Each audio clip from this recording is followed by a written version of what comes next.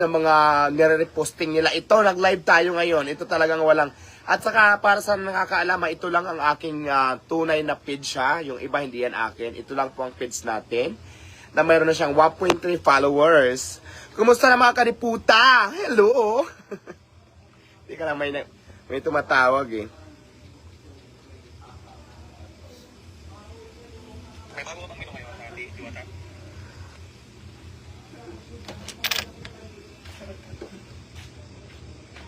Shout out sa Mobo Terminal. Good evening, Ma'am C. Good evening din sa iyo from Kalibu Aklang. Shout out. Diba?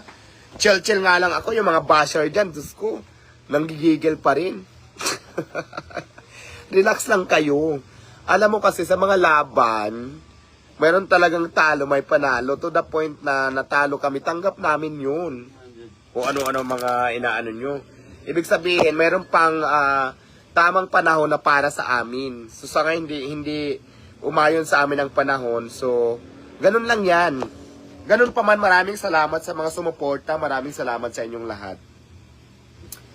At saka hindi totoo ngayon yung viral ngayon sa social media na pinupost ako, kinukuha yung mga lumang picture, mga lumang ano natin, mga video, nilagyan ng caption, mga fake account yan. Ang daming fake account. Mga buwaka ng inamies.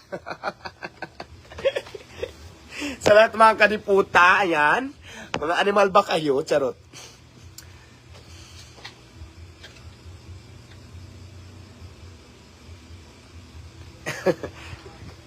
So ngayon naman, tapos na yung eleksyon, focus naman tayo sa ating mga negosyo, di ba? Ganun lang yan.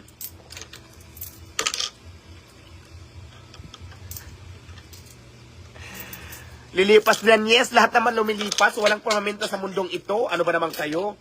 Lahat ng bagay lumilipas at kumukupas. Kaya okay lang yan. Hindi ko lang maintindihan bakit galit na galit kayo, mga buwaka ng inamis. Mga ano nga lang kami, chill lang kami.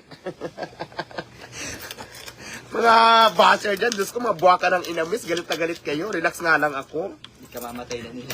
Kayo, parang matitigbak na kayo sa mga anichiwa. Diyos ko, Lord.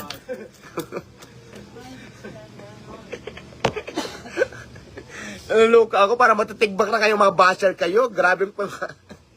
Relax lang, relax nga lang ako eh. Diyos ko.